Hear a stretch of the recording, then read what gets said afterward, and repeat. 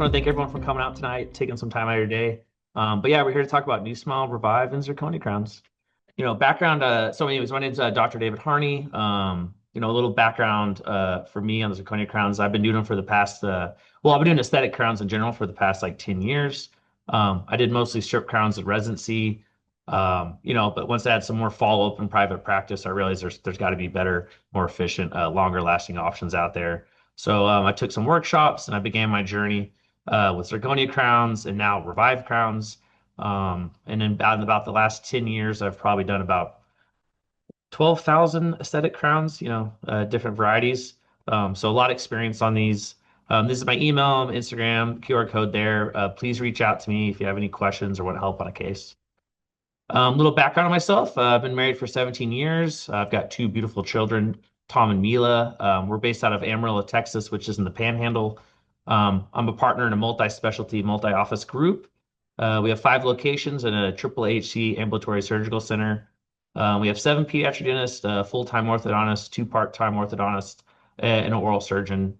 And these are my 2 business partners, Dr. Mike Ross, who's an orthodontist, and Dr. Devin Cooper on the right, who is also a pediatric dentist.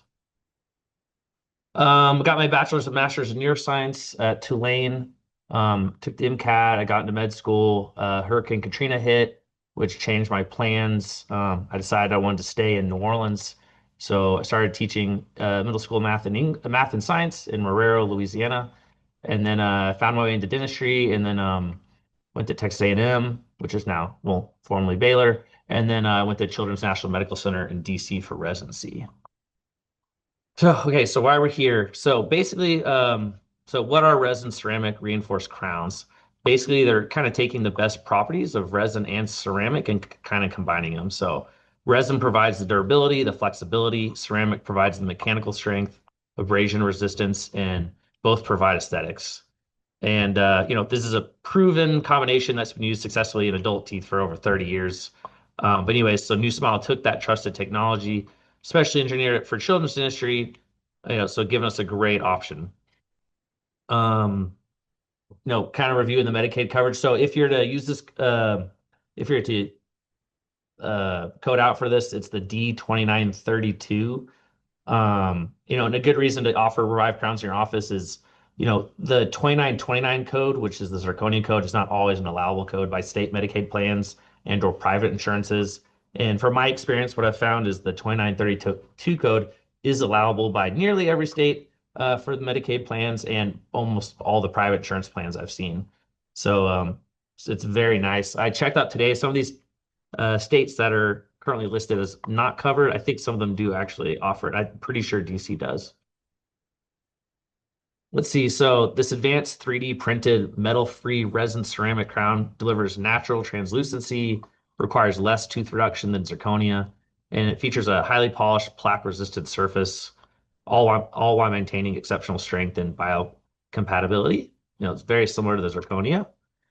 The ReVIVE crown also delivers superior clinical performance with enhanced retention through micromechanical etching and a unique internal island pattern design for maximum bond strength. There's a good photo of that later. Offers excellent cement compatibility. So whether you want to use resins, glass ionomers, resin modified glass ionomers, or composite materials, whichever cement you prefer will work well.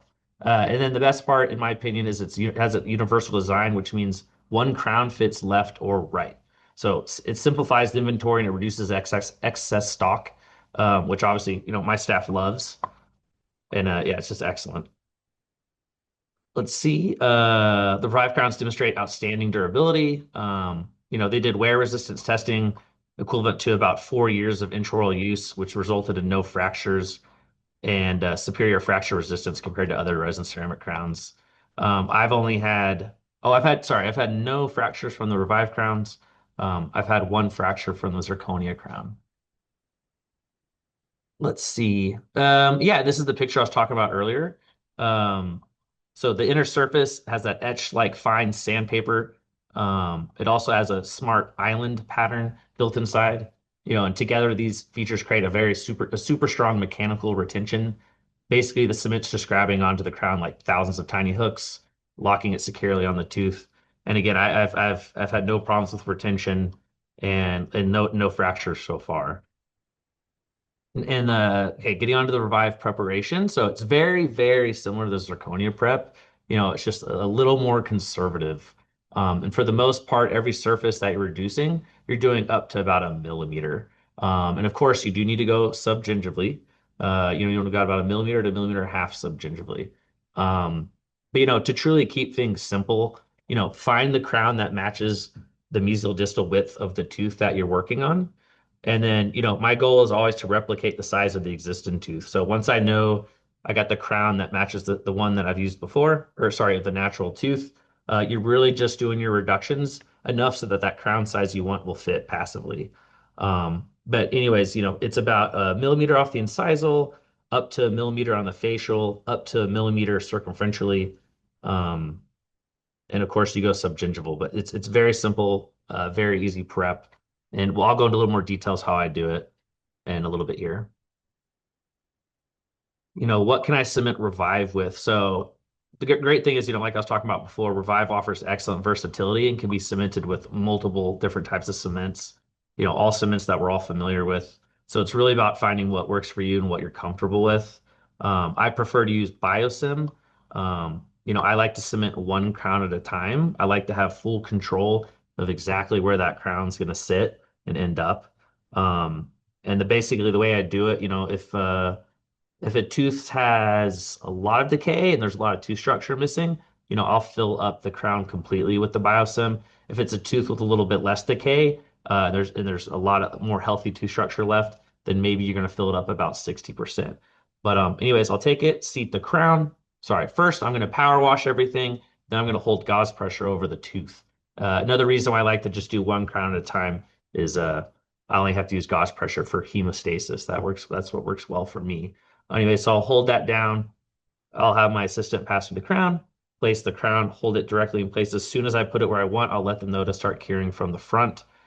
Full cure from the front. Once they're done curing from the front, as they go to the back, I'll use an explorer to remove the little cement collar that gets expressed out, and I'll have a video of that later. And then while they finish curing the posterior, then I'm going to go back there and remove the posterior cement collar. Um, Hmm. And the most important, we'll get into heme control too at the next slide, but the most important thing is I'm really just trying to control the heme between the time that I lift my gauze and I put my crown down. Once it's seated, that cement is going to kind of block any heme from getting in after when I'm pressing it down. And then methods for controlling hemostasis. So, obviously, effective hemostasis is going to be critical steps when you're preparing teeth for crowns, particularly zirconia or the Revive crowns. Inadequate control can lead to contamination, poor bonding, and compromised aesthetics. There's different methods, of course. Again, finding what works best for you and your cementation workflow. Again, since I'm only doing one tooth at a time with the biosim, I feel very comfortable just using mechanical pressure with gauze. You could also use chemical hemostatic agents if you want. Um, Viscostat's a great product. Viscostat Clear. It's one of the most reliable options because it provides rapid, profound hemostasis by forming a protein complex that seals capillaries. I use that for difficult aesthetic permanent teeth cases, but I personally have not had to use it on any primary teeth. You could also use superoxide and hydrogen peroxide. They're also effective, but it might take a little more time or repeated applications to get the hemostasis control. Yeah, and I have a lot of colleagues too that like to use interpapillary injections with local anesthetic, as long as it has some epinephrine in there, which offers excellent vasoconstriction. So a lot of people I like to use that as well. And then of course you could also use retraction cord if you had the time to do it. I just don't think that's the most efficient use of time when you with a patient. But it's regardless of the method you choose. Always make sure you're rinsing the preparation thoroughly before proceeding to cementation. A little bit more on the Revive crowns. So yeah, the Revive and Zirconia crowns are very forgiving. So, when needed, you can safely make minor adjustments to the incisal edge or point angles with a fine diamond burr to improve aesthetics and contour without compromising the structural integrity of the crown. So let's say you're placing a posterior Zirconia crown and, you got a Frankel 3 patient, they're kind of getting a little agitated. You're definitely at the end of your working time the allowable working time with the patient. You cement it, you notice it's a little bit in hyperocclusion. You can make a little bit of it. You can take a diamond burr and just make slight adjustments to the occlusal to try to get it into correct occlusion. And or, if you need to, you can do a little enamelplasty on the opposing natural tooth or whatever's opposing it. So in those cases, when you don't have time to actually take it off and find out where you're getting hung up on and the crown's not seating fully. So yeah, it's great. They're very forgiving and you can make small adjustments when needed. But yeah, so here's the burrs I use. So I just use a tapered diamond burr and a diamond wheel. That's all I use for all my preparations for Revive and for zirconia crowns. I'll show you, there's videos later. I'll go into a little bit more detail on that. Um, kind of reviewing my anterior workflow. So this, especially if I'm on nitrous, um, and this has worked really well for me every time. So doing an anterior zirconia or Revive case, I'll run the handpiece for just a quick second. And I got a great video of all this later, but I'll run the handpiece for a few seconds, let the water just spray intraorally and make sure the patient's not responding to it. If they're still comfortable, the next part I like to do, I use that wheel and I'll kind of use the edge of it usually to reduce the lingual surface. Um, and as long as the patient's comfortable with that, then the next step, I'll reduce the incisal. And the reason I go in that order, if for some reason, things start to go south, the patient gets really uncomfortable, there's a lot of movement, I don't think I'm going to have enough time to get through the treatment, then I can just stop. And I really haven't done much, I haven't really affected the aesthetics of the tooth. It's still going to look good. And we can kind of talk about other options. But if you reduce the lingual, reduce the incisal, kids cooperating well enough, you can keep moving on. Then I'll take my tapered diamond burr and we're going to immediately start doing interproximal cuts. And I'm going to start subgingival from the beginning. And for me, especially if you're on nitrous, once you've kind of done your interproximal cuts, you're kind of committed now to the case for me. And then so you go ahead and start finishing your circumferential preparation. Most important thing is just to make sure you're keeping your burr parallel with the long axis of the tooth. When pulp's involved, I like to do my pulpotomies before I do any of my circumferential interproximal reduction, just because I don't like having any extra heme when I'm kind of evaluating the pulpal status of the tooth. But let's get to a couple of case examples. So here's just a real straightforward NuSmile ReVIVE case. This is a 3-year-old healthy patient under general anesthesia. And here I'm just kind of comparing a tooth D and E that have already been prepared for ReVIVE to the unprepped F and G. And as you can see here, the walls are pretty nice and parallel with the long axis of the tooth. Minimal reduction, real quick. This does not take a lot of time. You can see the lingual reduction there, the incisal reduction. It was just very minimal. Now these teeth were a little bit worn down, so the correct mesial distal ReVIVE crown in this case will appear larger than the natural tooth. But great aesthetic result. Very simple, very easy to do. You know, all 4 of these crowns, start to finish. This is just a handful of minutes. And later I'll have some videos with the zirconia crowns, just kind of showing you how long things take for me. Now let's kind of go on to a little more advanced crowding case with pulp involved. So this was a healthy 3.5-year-old under general anesthesia. This case is a little more complicated with the rotation and crowding of the teeth due to the supernumerary DS. But it's a fun case because we can improve the aesthetics. As you can see, tooth E is a little bit more anterior and proclined and slightly rotated counterclockwise to F. My goal will be for the preparations and the surfaces of E and F to be in the same orientation. That way the final crowns seat aesthetically and crowns will seat aesthetically and kind of be in the same orientation so things can look nice and straight. And we can kind of get rid of this a little more of an aesthetic appearance.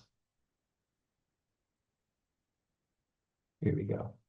Anyway, so to accomplish this, I will first reduce the lingual surfaces on all, so E and F are on the exact same plane. I use the diamond wheel for this step. The second step for me is then reducing the incisal edge to match on the same plane again. And again, this is 0.5 millimeter up to a millimeter, whatever you need. Next, I will reduce subgingivally and circumferentially with the tapered diamond burr. Again, keeping things parallel with the long axis of the tooth. Now, in this case, you'll notice we kind of had to over reduce the facial surface of E. than what is typically needed with the Revive crown. Um, so in this case, the preps are closer to like a standard zirconia prep than a Revive prep. However, due to the crowding and the circumstances, you know, you make your adjustments to make the correct size crown fit and provide the best aesthetic outcome you can. Also take note, I did my access opening on E on the facial surface due to the over reduction. Tried to leave more of that healthy tooth structure on the lingual that I didn't have to reduce very much. And then for F, I used the lingual surface, of course, since we have plenty of healthy structure on the facial side. So I always try to do my pulps wherever there's the more on the facial or the lingual where there's more decay and or there's more reduction in this case. But yeah, so we finished with the great aesthetic outcome. E and F are in the same orientation. In the post-op film, you can see there's a small piece of cement on F, which real easy to remove after with an Explorer.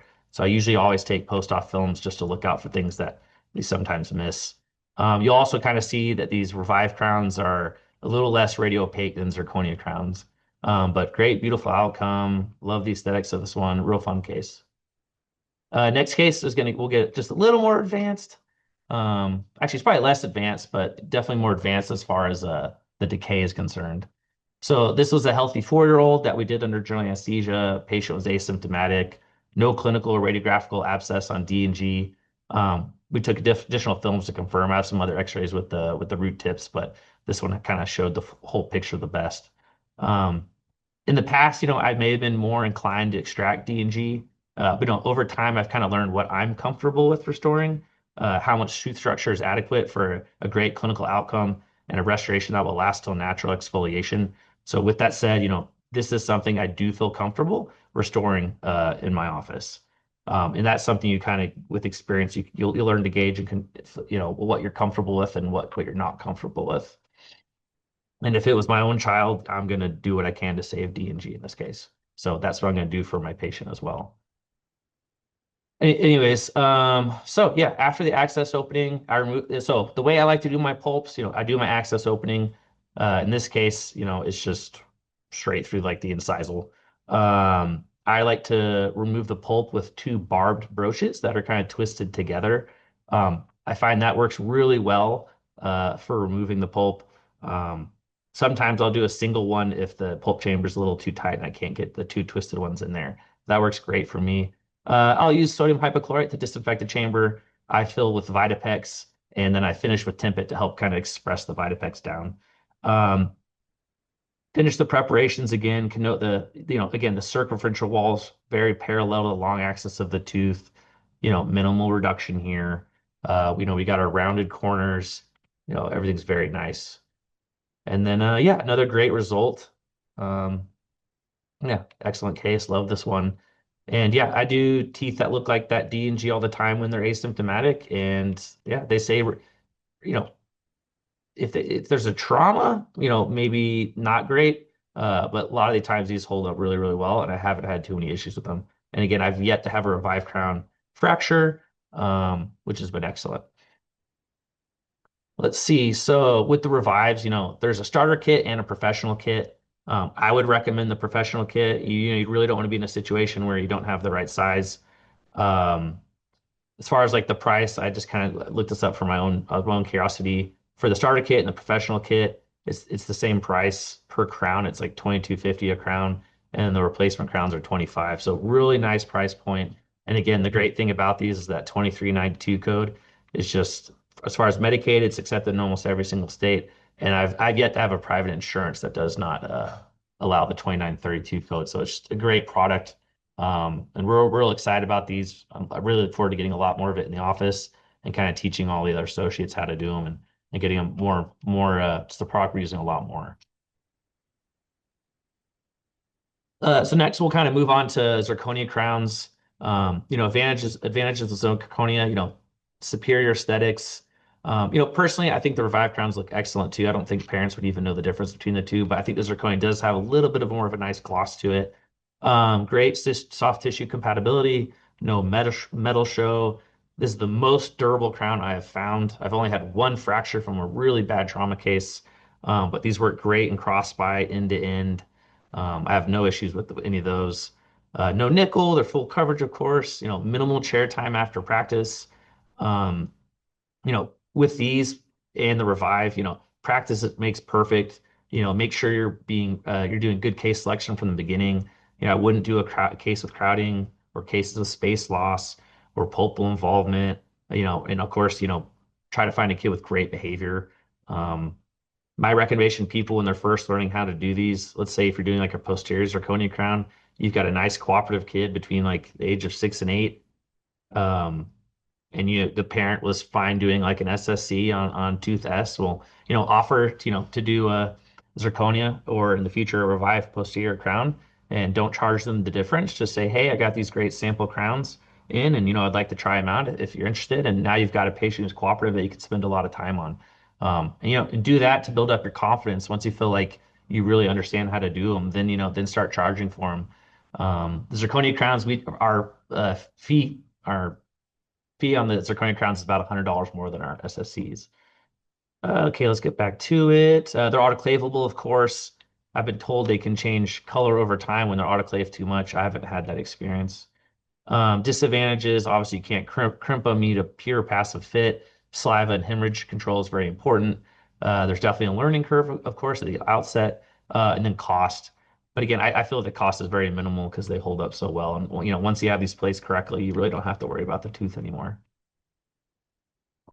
Also, get a little deeper into it. So, kind of comparing the manufacturing processes of different zirconia crowns on the market. Um, so, when you compare injection molding and milling as manufacturing techniques for dental crowns, injection molding offers several distinct advantages that enhance precision, efficiency, and clinical outcomes.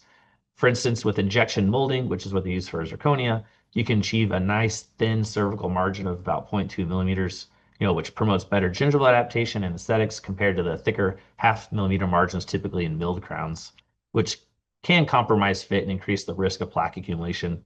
And then additionally, the injection molding ensures exact uniformity across all parts, facilitating reliable trying crowns and consistent results, whereas milling suffers from burr wear that makes controlling uniformity challenging, potentially leading to variability and rework. But yeah, so just a reason why this a lot of benefits from the injection molding. Let's see. So a little bit more. This is very a little similar to the Revive crown. So the NuSmile Zirconia crowns utilize an internal surface treatment that mimics sandblasting, kind of like we talked about before. That's maximizing surface area, which is enhancing mechanical retention for stronger bonding without compromising the crown's structural integrity, thus improving durability and clinical performance. So it's very similar to the Revive. These hold up so well. I love doing these, and I feel confident anytime I place one, I'm not gonna have to worry about it anymore. I've had other zirconia crowns I've used um, from other companies that we were having lots of fractures, lots of re-cements, and it was just really bogging down the clinic. No one wants to do this. It's not a fun appointment. So really been very happy when we made the switch. Let's see. So yeah, no, SDF, whether you have it with Revive or Zirconia, no concerns when it's underneath. Most of the time your prep's going to remove most of the darkness from the silver diamond fluoride.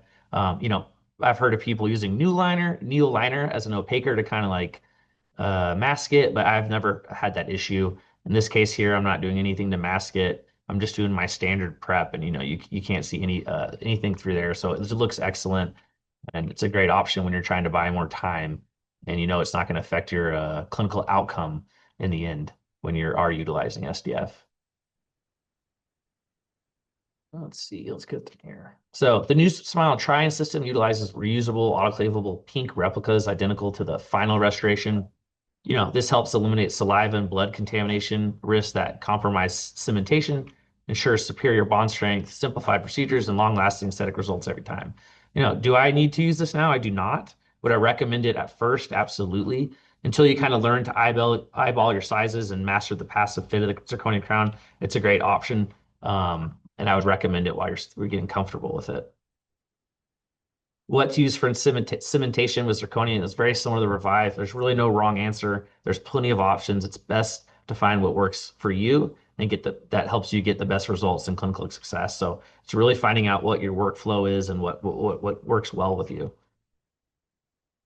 Personally, I use Biosim, and Biosim is a bioactive resin cement with an impressive bond strength, surpasses glass ionomer, and it's very matches, resin modified glass ionomers and resin cements, making it the recommended choice for me for zirconia crowns due to its bioactive properties, which promotes tissue healing and long-term restoration success.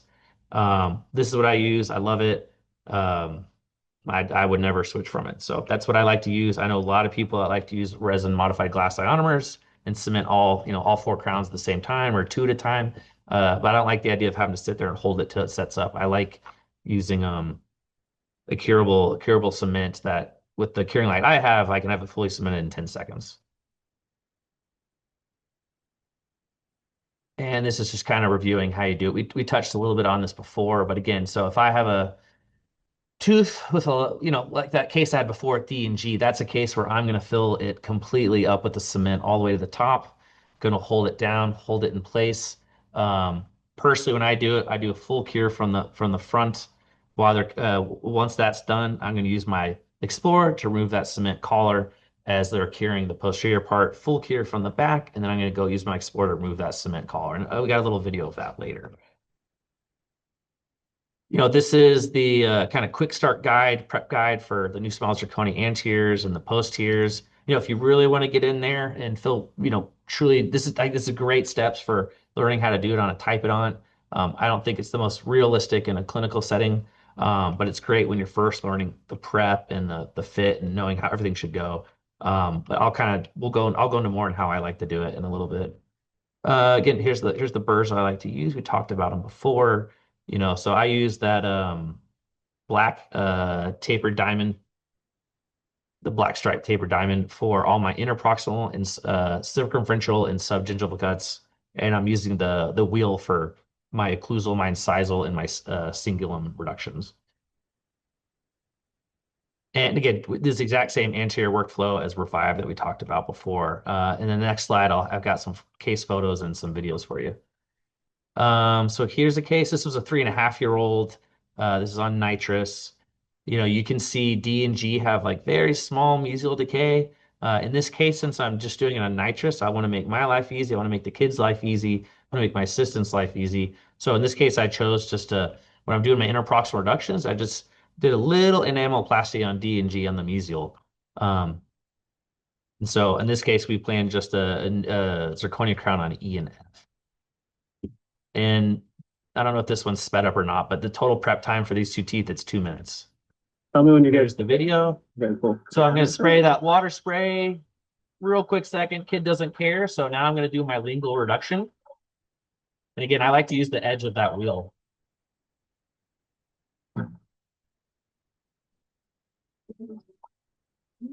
Next, incisal reduction. And again, this is the exact same workflow for ReVIVE for me.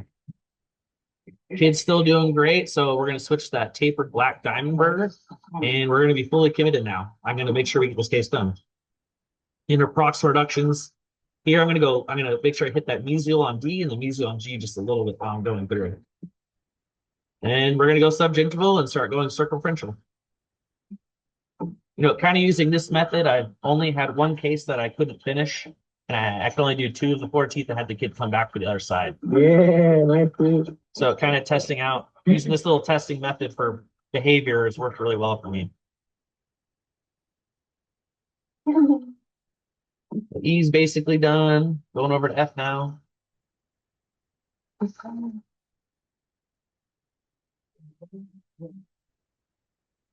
About a millimeter subgingival. Keep that burr parallel with the long axis of the tooth. That's the most important thing. And all you're doing is just removing enough tooth structure so the crown that's the correct size will fit passively. I think a mistake a lot of people make is they pick out that crown that's the correct size. It doesn't fit passively, and they're like, okay, I'll just go to a bigger crown. When you can just remove more tooth structure. Kind of round the angles there, around the corners.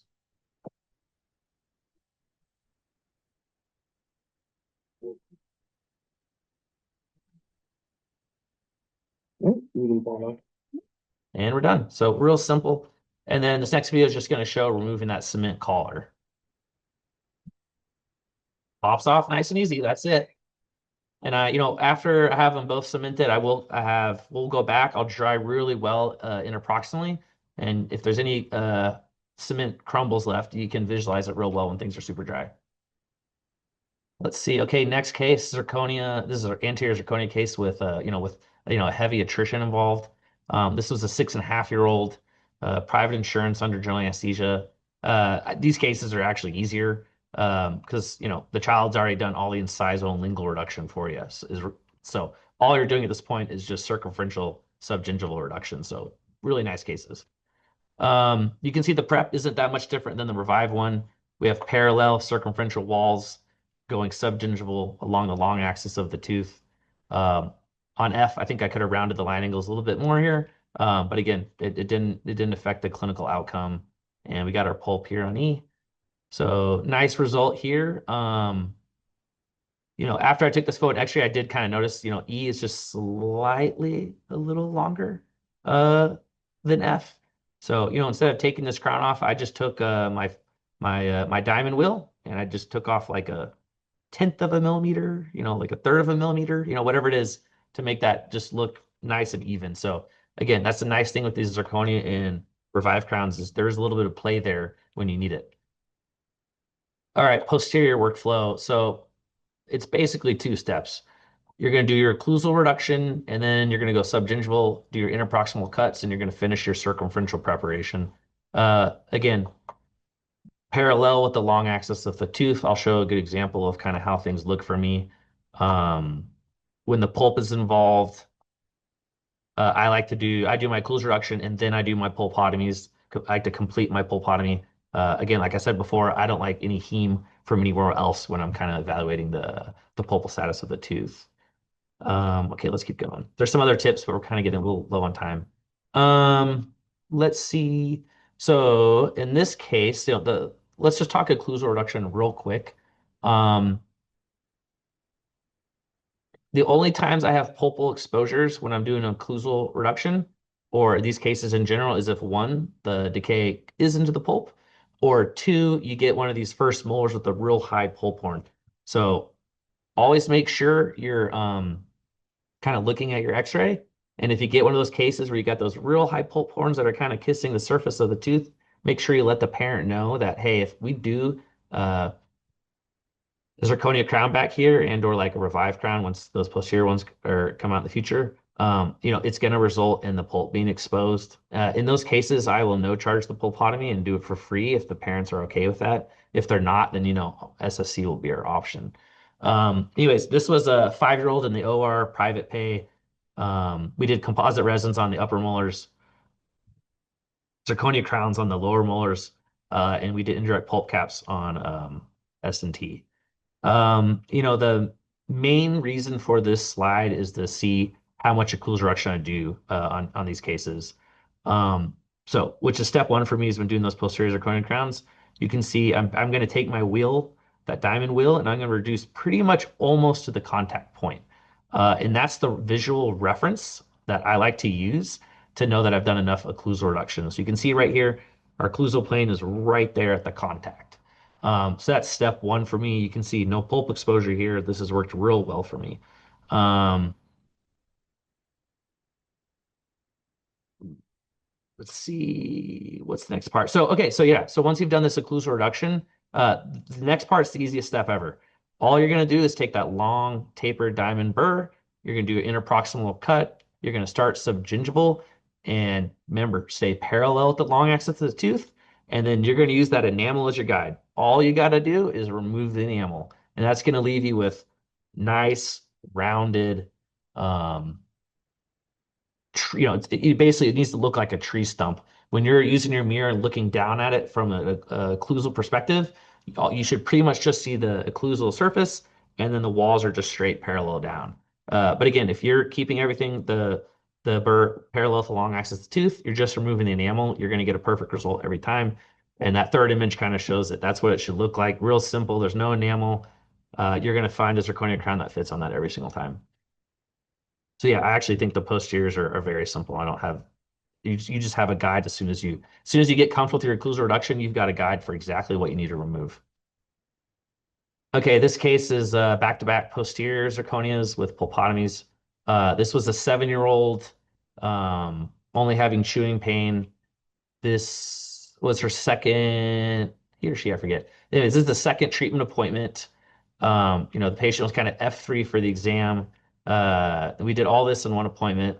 K, MOD, LDO, the H distal there. I kind of just, again, I did a little enamelplasty there and trying to save time, especially for an anxious patient. Then I and J, we did a pulp and zirconias. And so we got the video here to show you. And this one is sped up since this took a little bit more time. This case, I used my SOAN, which is this office we have the SOAN. Um,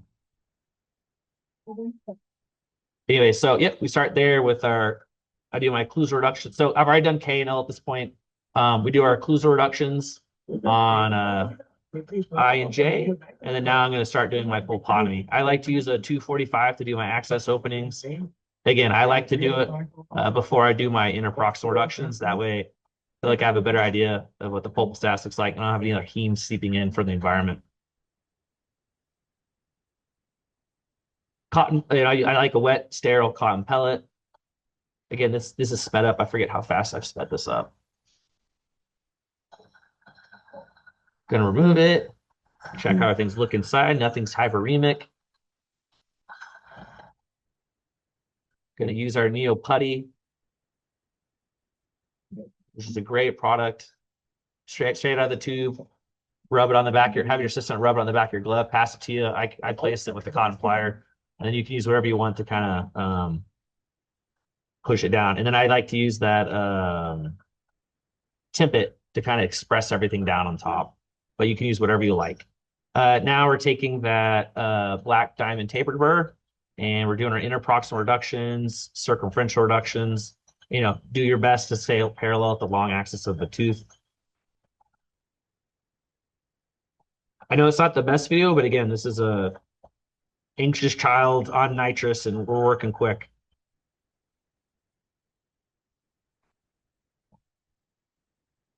Prep time for the MTA pulps and both the zirconia crowns was about 3.5 minutes in this case.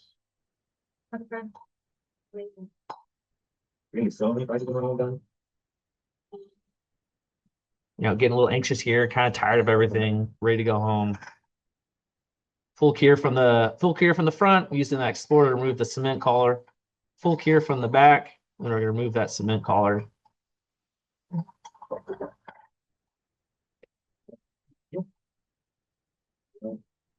Power wash, we hold with gauze. Seat the next crown. There we go, full cure. I think total chair time on this case was just under 20 minutes. So with the KMO, the LDO, both the pulpotomies, both the zirconias, fully seated, start to finish with the SOAN, 20 minutes with anesthesia with your local anesthetic. So, nice and quick. And luckily, this is our second appointment, and we're done after this. So this would not be fun if this was just the first appointment. I'd be real worried about the second one. Explore to clean everything. Nice case. Let's keep going. All right, this case is zirconia on the first molar, SSC on the second molar. This was a private insurance patient that originally presented our office at 3 years old. Original plan was for dental rehab under general anesthesia. They did not fall through. We didn't see him again until a year later when they came in for a limited exam with a clinical abscess on F and B. Behavior had improved. Parents wanted to avoid GA if possible due to finances. So the treatment plan was kind of tailored for that. Typically, I like to do all my treatment if I'm doing it with nitrous in 2 appointments. In this case, we did do it in 3. One of my colleagues saw him for the limited exam, and on that day, they extracted D, E, F, and G. Second appointment, I did an eye extraction, J pulp and crown with SSC, K pulp and crown with SSC, and an L extraction. That distal on M, we're going to monitor that. It's now a cleansable surface. Again, tailoring the treatment plan for the financial needs of the parents and what I think the kid can tolerate. And then this is the last appointment. So what the video is going to show. On this last appointment, we did a SSC on A, did extraction on B, zirconia crown on S. The reason we chose to do a crown there is this PA doesn't show up very well, but there is a mesial starting on S. Um, and then T, we did SSC. So the video will show that third appointment. And again, this is a great option for parents where, they want something aesthetic in the visible spots and they're not worried so much about SSCs in the posterior. So, yep, let's get started. This one's sped up as well. Again, use the SOAN. Our numbing is about 2.5 minutes. Perfect. Wonderful. You're gonna get the biggest. So I'm starting with my already perfect screen. diamond wheel. I'm gonna do all my occlusal reductions at the same time. So reducing A, we're reducing T, reducing S. First step for me is going to be getting the zirconia crown done because that's what's going to take the most time. SSCs take no time at all. And so if things start going south, I know I can always get a crown, a stainless steel crown on. So we're doing interproximal reductions. Once those are completed, I'll start doing my circumferential reductions. Again, everything parallel to long axis of the tooth. Again, not the best view with this video, but again, it's this is a very anxious young child, and this is her third appointment. Good job. Oh, what are you trying to press it down now? Look at that F3. You can kind of see the reduction on S is a little bit more than T there. Seat in the crown, full cure from the front. Wonderful. You're being so great. Once we get the zirconia crown done, then we're home free because the SSCs are fast. Okay. Perfect. Good job.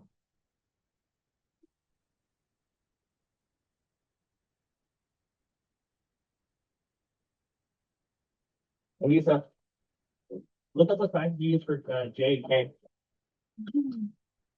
Yeah, so in this case, asked them, I just asked them to look up the SSC size that I used on the other side. That way I knew what I had. Now I'm just running my burr through one more time now that I sat that zirconia on S to make sure I'm going to make a little bit more space for that SSC.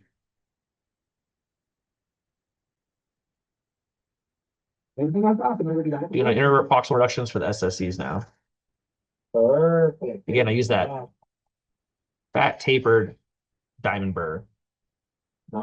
Total chair time from nitrous on to nitrous off was just under 20 minutes again. Perfect. Other princess crowns going on. So yeah, she's getting restless. She's sick of dentistry, and I don't blame her. Let's make it a quick and some water. That's it. Then we're going to finish with our extraction at the very end. So just another great case. And again, once you get comfortable with the passive fit, with the preparation, keep the prep simple. Don't make it more complicated than it needs to be. You can get real quick and fast at this, real efficient. You can do this in your office all the time. We're getting real short on time, so just a couple of cases here. Here's another great case here. Another great case here. Another good one here. Anyways, final tips. Create your own game plan for hemostasis. Passive fit is super important. If the crowns aren't seating, usually it's people aren't reducing enough circumferentially in the gingival third, and that's just going to be because you're not staying parallel at the long axis of the tooth. You're just tapering things in, so you're over reducing, the upper middle to incisal third, and you're under reducing the gingival third. So keep things nice and parallel with the long axis of the tooth. It'll make your life real easy. Only pulp if the caries that dictates it, or for some reason, yeah, or if you got this real high pulp horn. Don't be shy with your occlusal reduction. I think people are very timid with it. Again, for my posterior ones, we're just going to go down to the point of contact. Keep things simple for me. Always check your occlusion and then case selection and make sure you're setting expectations beforehand. If I have an anxious child, I always make sure I tell the parents like that one is zirconia crown. Hey, are you okay if things start to go south if we switch to a stainless steel crown? I like to have all those discussions beforehand because I don't want to do it while we're starting to lose the patient. So have those conversations before, have good case selection from the start, set expectations from the beginning, and make your life simple. But yeah, that's it. Thank you for your attention. There's a QR code from Instagram. I post cases on there. There's my email. Please feel free to reach out anytime you want. I have a lot of people that reach out and we talk about cases. different things. I got a dentist from Kuwait that we've been emailing back and forth like crazy. So it's really fun, and I love sharing, my clinical tips with people. But yeah, thank you for your time. And then we'll go to Q&A now. All right. Thank you so much, Dr. Harney. That was great. Really appreciate you taking the time out of your evening to chat about Revive and ZR with us tonight. So we do have one question, and they're asking, is this recorded? Yes, it is recorded, and it will be available on our website in the on-demand section within the next week or so. Does anybody else have any other questions about Revive or ZR or about any of the products that Dr. Harney spoke about tonight? Ooh, we have a question. All right, so Justin is asking, do you place them in cross-bite cases? Yes, yeah. Zirconia and Revive crowns. I've used them in my anterior crossbite cases, and I've placed a bunch of them, and none have come back with any issues. There are other brands of zirconia crowns where I was having a lot of fracture problems, but I've not come across that with the new Smile, this new Smile crown. So I've used it in those cases, and I've had no issues, and I feel very comfortable doing it. So yeah, definitely. I wanted to ask something that we were talking about right before we got started, which is in what cases you would choose biosem over NuSem. I know obviously it depends, but like in ZR or like Revive, like when would you choose like biosem over NuSem?